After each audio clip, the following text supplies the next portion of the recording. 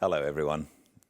I'm Gildart Jackson, and I'm so glad you're joining me today for the next chapter of Great Expectations in Front of the Fire. I call this Fireside Reading, and I'm very glad that I chose to share this with you every day while we're all locked away at home during the coronavirus pandemic. I've been reading Great Expectations. It's a really lovely book written by Charles Dickens over 160 years ago. It tells the story of Pip and his friendship with Joe Gargery, his uncle, his sister, who was not very nice, and his meeting Miss Havisham after he had had a run-in with a strange convict on the marshes. And Miss Havisham introduced him to the beautiful Estella, who he is now in love with after he received Great Expectations and went to London to become a gentleman. He has just returned to see Joe at the sad news that his sister died. And because he's wanting to be a gentleman, he's ashamed of simple Joe and the house and life that he grew up in. And so the chapter we just read, chapter 35, was about him returning back and claiming that he would visit often. But in reality, we know, and he knows, that he won't. So now, I thank you for joining me for the next chapter of Fireside Reading, Great Expectations, chapter 36. Herbert and I went on from bad to worse in the way of increasing our debts, looking into our affairs, leaving margins, and the like exemplary transactions. And time went on, whether or no, as he has a way of doing, and I came of age in fulfillment of Herbert's prediction that I should do so before I knew where I was. Herbert himself had come of age 8 months before me. As he had nothing else than his majority to come into, the event did not make a profound sensation in Barnard's Inn. But we had looked forward to my 21st birthday with a crowd of speculations and anticipations, for we had both considered that my guardian could hardly help saying something definite on that occasion. I had taken care to have it well understood in Little Britain when my birthday was. On the day before it, I received an official note from Wemmick informing me that Mr. Jaggers would be glad if I would call upon him at 5 in the afternoon of the auspicious day. This convinced us that something great was to happen and threw me into an unusual flutter when I repaired to my guardian's office, a model of punctuality. In the outer office, Wemmick offered me his congratulations and incidentally rubbed the side of his nose with a folded piece of tissue paper that I liked the look of. But he said nothing respecting it and motioned me with a nod into my guardian's room. It was November, and my guardian was standing before his fire, leaning his back against the chimney-piece with his hands under his coat-tails. "Well, Pip," said he, "I must call you Mr. Pip today. Congratulations, Mr. Pip." We shook hands. He was always a remarkably short shaker, and I thanked him. "Take a chair, Mr. Pip," said my guardian. As I sat down and he preserved his attitude and bent his brows at his boots, I felt at a disadvantage, which reminded me of that old time when I had been put upon a tombstone. The 2 ghastly casts on the shelf were not far from him, and their expression was as if they were making a stupid, apoplectic attempt to attend to the conversation. "Now," "My young friend," my guardian began as if I were a witness in the box, "I am going to have a word or two with you." "If you please, sir." "What do you suppose," said Mr. Jaggers, bending forward to look at the ground, and then throwing his head back to look at the ceiling, "what do you suppose you are living at the rate of?"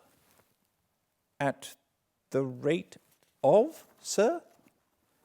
"At," repeated Jaggers, still looking at the ceiling, "the rate of," and then looked all round the room and paused with his pocket-handkerchief in his hand halfway to his nose. I had looked into my affairs so often that I had thoroughly destroyed any slight notion I might ever have had of their bearings. Reluctantly, I confessed myself quite unable to answer the question. This reply seemed agreeable to Mr. Jaggers, who said, "I thought so," and blew his nose with an air of satisfaction. "Now, I have asked you a question, my friend," said Mr. Jaggers. "Have you anything to ask me?" "Of course it would be a great relief to me to ask you several questions, sir, but I remember your prohibition." "Ask one," said Mr. Jaggers. "Is my benefactor to be made known to me today?" "No."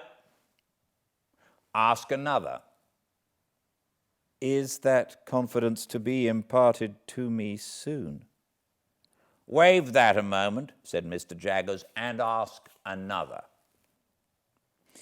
I looked about me, but there appeared to be now no possible escape from the inquiry. "Have I anything to receive, sir?" On that, Mr. Jaggers said triumphantly, "I thought we should come to it," and called to Wemmick to give him that piece of paper. Wemmick appeared, handed it in, and disappeared. "Now, Mr. Pip," said Mr. Jaggers, "attend, if you please. You have been drawing pretty freely here. Your name occurs pretty often in Wemmick's cash book. But you are in debt, of course." "I am afraid I must say yes, sir." "You know you must say yes, don't you?" said Mr. Jaggers. "Yes, sir." "I don't ask you what you owe because you don't know, and if you did know, you wouldn't tell me. You'd say less." "Yes, yes, my friend," cried Mr. Jaggers, waving his forefinger to stop me as I made a show of protesting. "It's likely enough that you think you wouldn't, but you would. You'll excuse me, but I know better than you. Now, take this piece of paper in your hand. You have got it? Very good. Now, unfold it and tell me what it is." "This is a banknote," said I, "for £500. "That is a banknote," repeated Mr. Jaggers, "for £500. And a very handsome sum of money, too, I think. You consider it so?" "How could I do otherwise?" "Ah, but answer the question," said Mr. Jaggers. "Undoubtedly." "You consider it undoubtedly a handsome sum of money. Now, that handsome sum of money, Pip, is your own. It is a present to you on this day, in earnest of your expectations. And at the rate of that handsome sum of money per annum, and at no higher rate, you are to live until the donor of the whole appears. That is to say, you will now take your money affairs entirely into your own hands, and you will draw from Wemmick £125 per quarter until you are in communication with the fountainhead and no longer with the mere agent.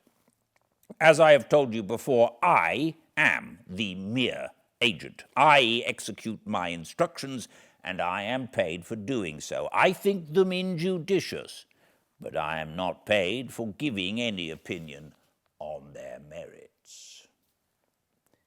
I was beginning to express my gratitude to my benefactor for the great liberality with which I was treated, when Mr. Jaggers stopped me. "I am not paid, Pip," said he coolly, "to carry your words to anyone," and then gathered up his coat-tails, as he had gathered up the subject, and stood frowning at his boots, as if he suspected them of designs against him.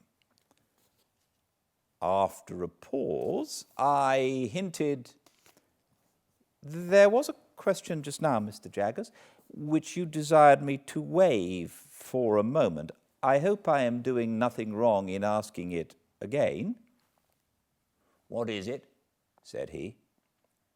I might have known that he would never help me out, but it took me aback to have to shape the question afresh, as if it were quite new.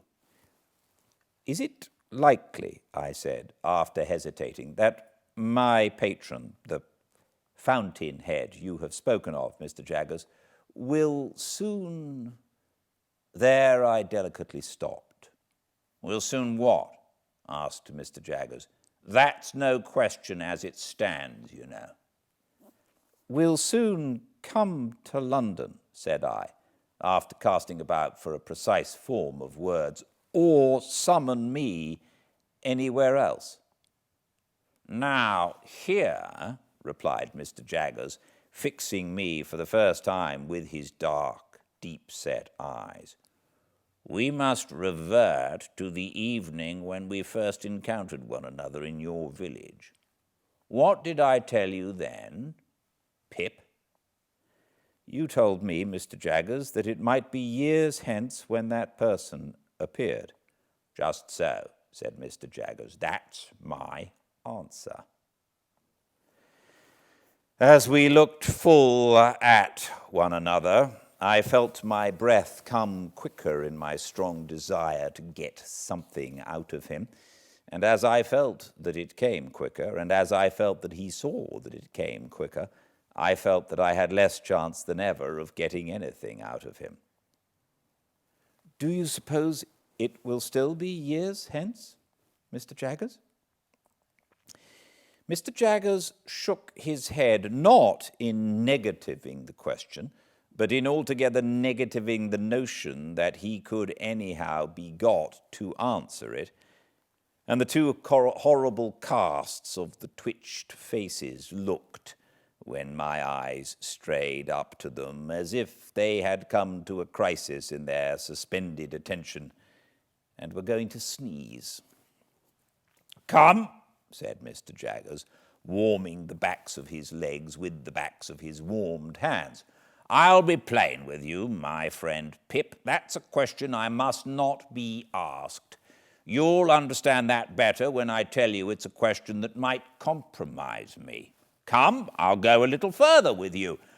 I'll say something more." He bent down so low to frown at his boots that he was able to rub the calves of his legs in the pause he made. "When that person discloses," said Mr. Jaggers, straightening himself, "you and that person will settle your own affairs.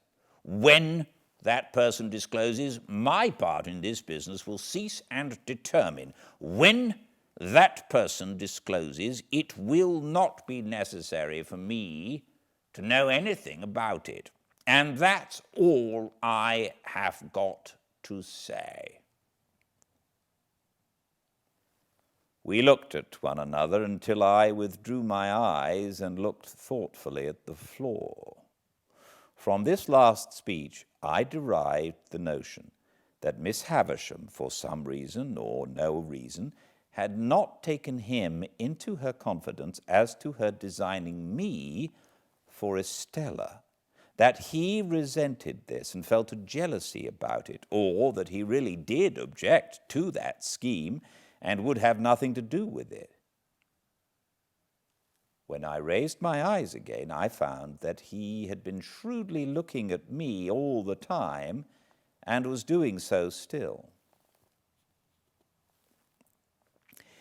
"If that is all you have to say, sir," I remarked, "there can be nothing left for me to say."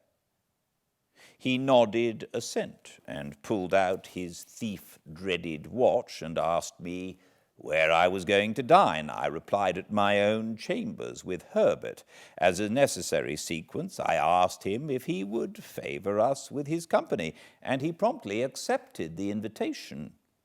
But he insisted on walking home with me in order that I might make no extra preparation for him, and first he had a letter or two to write and, of course, had his hands to wash. So I said I would go into the outer office and talk to Wemmick. The fact was that when the £500 had come into my pocket, a thought had come into my head which had been often there before, and it appeared to me that Wemmick was a good person to advise with concerning such thought.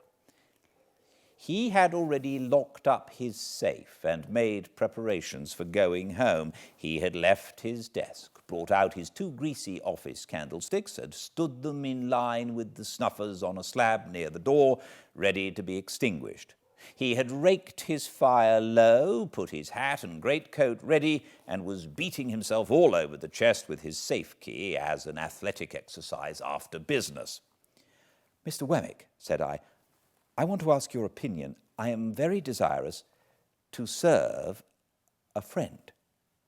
Wemmick tightened his post office and shook his head, as if his opinion were dead against any fatal weakness of that sort. "This friend," I pursued, "is trying to get on in commercial life, but has no money, and finds it difficult and disheartening to make a beginning. Now, I want somehow to help him to a beginning." "With money down?" said Wemmick in a tone drier than any sawdust. "With some money down," I replied, for an uneasy remembrance shot across me of that symmetrical bundle of papers at home. "With some money down, and perhaps some anticipation of my expectations." "Mr. Pip," said Wemmick, "I should like just to run over with you on my fingers, if you please, the names of the various bridges up as far as Chelsea reach. Let's see, there's London, Southwark, Blackfriars 3, Waterloo 4, Westminster 5, Vauxhall 6. He had checked off each bridge in its turn with the handle of his safe key on the palm of his hand. "There's as many as 6, you see, to choose from." "I don't understand you," said I. "Choose your bridge, Mr. Pip," returned Wemmick, "and take a walk upon your bridge and pitch your money into the Thames over the centre arch of your bridge, and you know the end of it.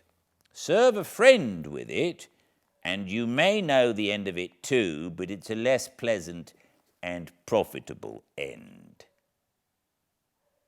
I could have posted a newspaper in his mouth, he made it so wide after saying this. "This is very discouraging," said I.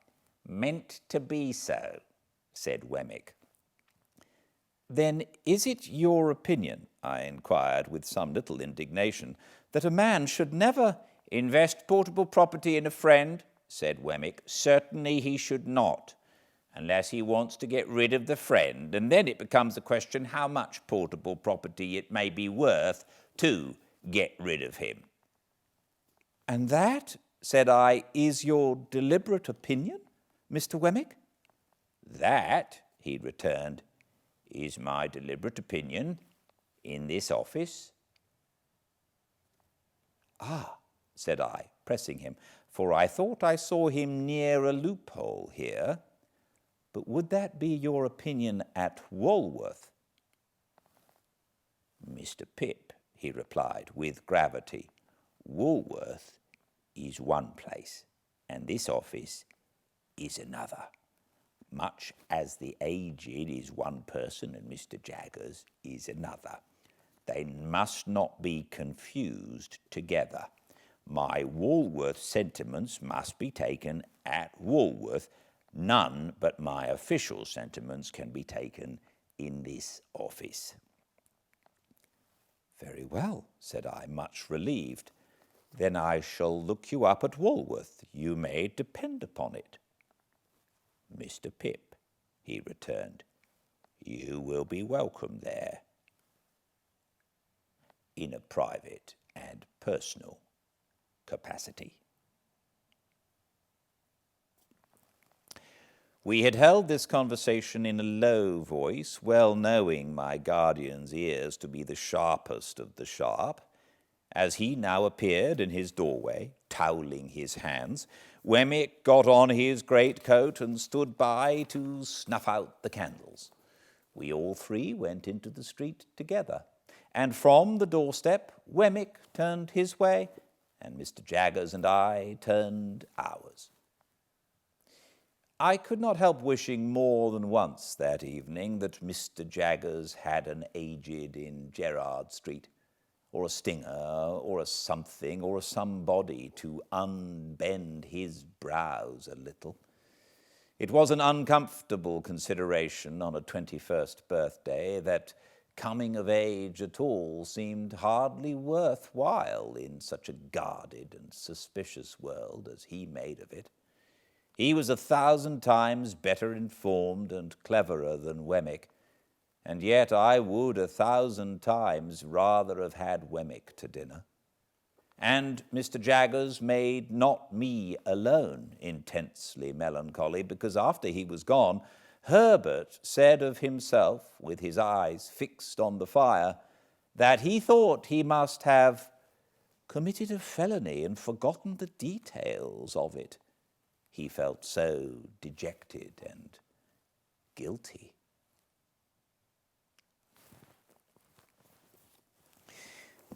Thank you all so much for joining me. I very much hope this helps a little. And I look forward to seeing you here for the next chapter of Fireside Reading. Until then, please be very well. Goodbye.